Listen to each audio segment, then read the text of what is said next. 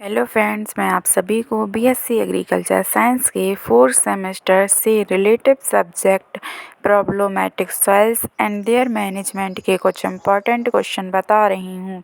ये सभी क्वेश्चन आपके परीक्षा के लिए बहुत ही महत्वपूर्ण है, तो आप सभी लोग ध्यान से पढ़िएगा। अगर आप सभी लोग इस चैनल पर नए हैं तो प्लीज़ चैनल को सब्सक्राइब करें और लाइक शेयर कमेंट करना ना भूलें। तो आइए चलते हैं क्वेश्चन नंबर 1 की तरफ। पहला, भूमि उपयोगिता वर्गीकरण के आधार पर किया जाता है।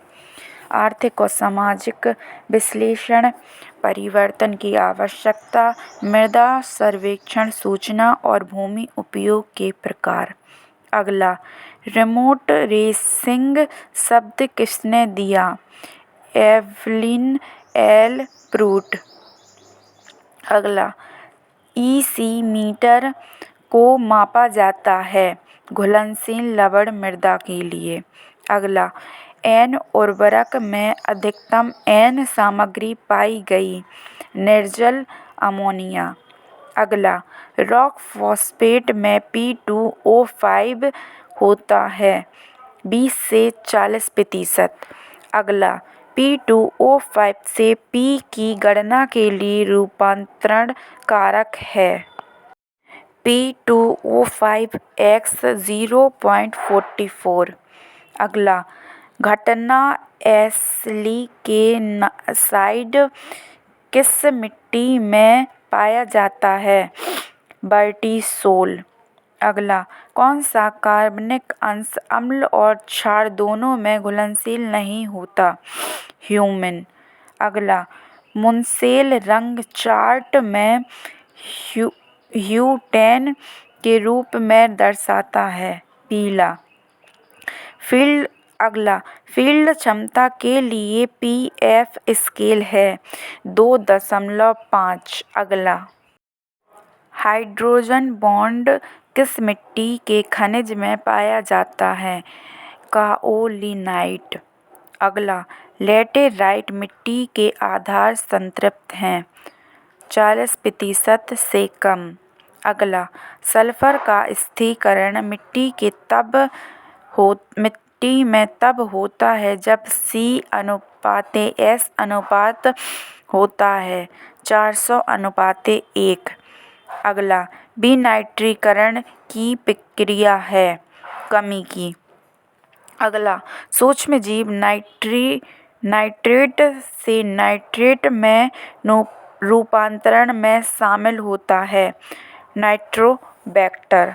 अगला, उपलब्ध जल के बीच धारित मेल्टिंग पॉइंट के लिए फील्ड क्षमता। अगला, मृदा कोलाइडीकरण परिघटनाओं को दर्शाता है प्लास्टिसिटी, आसंजन और सामंजस्य फ्लोक्यूलेशन। अगला, सिलिका टेट्राहेड्रॉन पर केंद्रीय धनायन है C4+। अगला, स्थायी मुरझाना बिंदु के संकेत के किस पौधे का उपयोग किया जाता है? सूरजमुखी।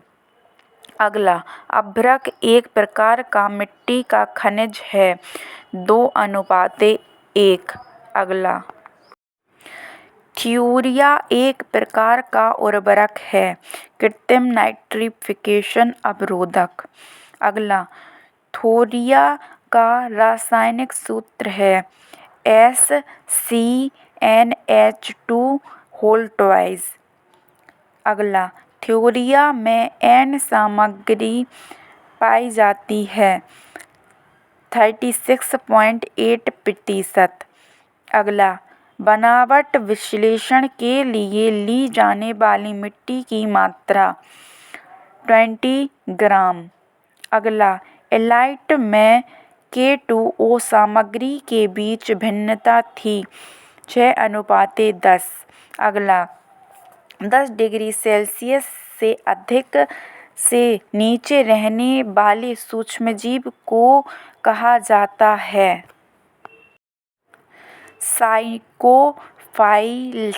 साइकोफाइल्स। अगला, थर्मोफाइल्स जीव तापमान में निहित हैं 45 डिग्री सेल्सियस से कम। मेसोफाइल के लिए इष्टतम तापमान है 20 से 40 डिग्री सेल्सियस। अगला, कौन सा जीव अपनी ऊर्जा जटिल कार्बनिक यौगिकों के ऑक्सीकरण से प्राप्त करता है? विषमपोषी। अगला, जीव अपने सेल्यूलर संश्लेषण के लिए CO2 से कार्बन का उपयोग करते हैं? स्वपोषी। अगला, अधिकांश मृदा जीव हैं मेसोफाइल। अगला, क्षारीय मृदाएं कहलाती हैं ब्लैक एल्कली, सोडिक व सोलोनज। अगला, जिप्सम फैक्टर का मान होता है 1.25। अगला, जिप्सम में गंधक की प्रतिशत मात्रा होती है 18%। अगला, क्षारीय मृदा तत्व का आधिक्य होता है सोडियम। अगला, मृदा क्षारीयता किस कारण से होगी? NaCaCO3 Na2CO3। अगला, विनिमय सोडियम प्रतिशतता बराबर 0.0673 प्लस 0.035 है SAR। अगला, अम्लीय मृदा किसे कहते हैं? H आयन्स की अधिकता को। अगला, अम्लीय मृदाओं के सुधारक के लिए किस रसायन का प्रयोग किया जाता है? चूना CaCO3। अगला, चूना प्रयोग की सर्वाधिक प्रभावशाली विधि है भूमि में मिलाकर। अगला, CaOH का होल ट्वाइस का चूना तुल्यांक होता है 135%। अगला, समान pH पर किस भूमि की अम्लता अधिक होगी? क्ले लोम की। अगला, भारत में अम्लीय मृदाओं का क्षेत्रफल है 49 मीटर प्रति हेक्टेयर। अगला, दलहनी फसलों की पैदावार किस pH पर अधिक होगी? अम्लीय। अगला, पीट मृदाएं हैं अम्लीय। अगला, अत्यधिक अम्लीय मृदा में किस विषाक्त होती है? Fe डबल आयन व Mn डबल आयन की। अगला, जलाक्रांत मृदाओं का आभासी घनत्व होती है अधिकतम। अगला, जलमग्नता के कारण मृदा में परिवर्तन होते हैं भूमिगत जल में वृद्धि, मृदा वायु में कमी, मृदा तापमान में कमी। अगला, जलमग्न मृदाओं में सूक्ष्म जैविक क्रियाशील में होती है कमी। अगला, संसार के कुल स्थल क्षेत्रफल के कितने प्रतिशत भाग मरुस्थल फैला हुआ है? 40%। अगला, मृदा का वायु संरक्षण मुख्यतः कितनी प्रक्रियाओं में पूरा होता है? 3। अगला, उत्परिवर्तन क्रिया द्वारा मुख्यतः आकार वाले मृदा कण प्रभावित होते हैं 0.05 से 0.5 मिलीमीटर। अगला, मृदा संरक्षण कितने प्रकार का होता है? 2।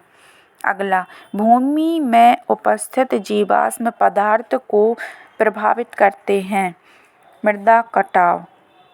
अगला, जलीय कटाव कितनी शक्तियों पर निर्भर करता है?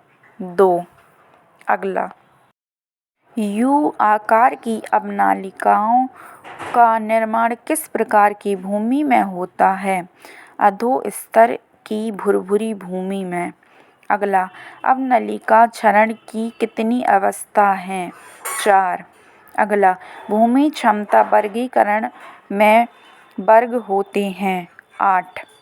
अगला, क्षमता उपवर्ग के उपविभाजन को कहते हैं। क्षमता इकाई। अगला, भूमि क्षमता वर्गीकरण में वर्ग 4 की मृदा किस रंग से मानचित्र में दर्शाई जाती है? तो इसका आंसर है गुलाबी। फ्रेंड्स, अगर आप सभी लोगों को वीडियो अच्छा लगा हो तो प्लीज़ वीडियो को लाइक करें, चैनल को सब्सक्राइब करें, जिससे आने वाली वीडियो का नोटिफिकेशन आपको मिलता रहे। ये वीडियो आप अपने सभी दोस्तों को भी शेयर करें, जिससे उनकी भी हेल्प हो सके। Thank you for watching.